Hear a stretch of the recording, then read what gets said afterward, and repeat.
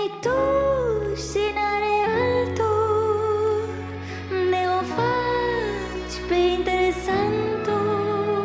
Scuze, băiatul, azi nu răspunde.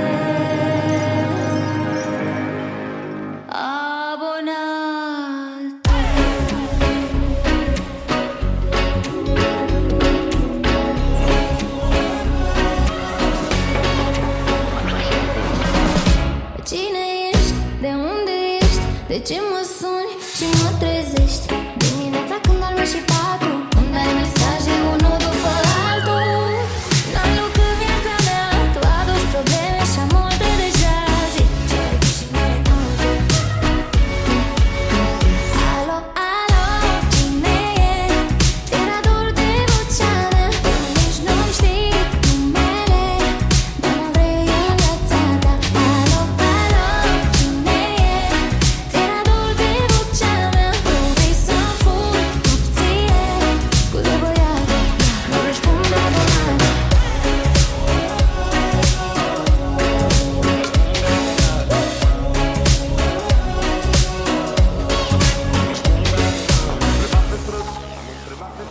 Am întrebat pe străzi tot cartierul, fiecare om, până să am numărul ei de telefon. După care am zis mândru, gata, o sun. Și-am închis rapid, ce căcat să-i spun. Apoi am văzut-o iar într-o zi, își plimba câinele, pisica sau ce-o fi. Hai să mă prezint, hai că m-am răzgândit, hai că o sun când am un plan bine gândit. Alo, alo, baby, do you please see my lady? Cam cât de prost pare acum, dacă asta e tot ce poți să zici, stalker nebun. Totuși poate încă n-a închis. Ce voiam să zic de când ți-am dat follow? Ia, fie vorba între noi, mi-ai luat mințile și le-aș cam vrea înapoi. Mesaj înregistrat cu succes. Alo, alo, cine e?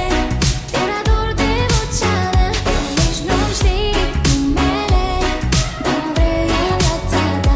Alo, alo, cine e? Ți-era dor de vocea mea, tu vrei să-mi furi nopțile. Scuze, băiatul, nu răspunde abonat.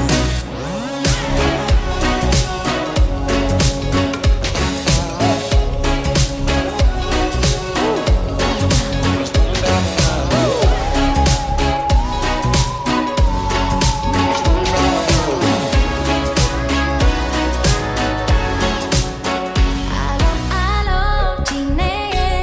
Ți-era dor de vocea mea, tu nici nu-mi știi numele, dar mă vrei în viața ta. Alo, alo, cine e?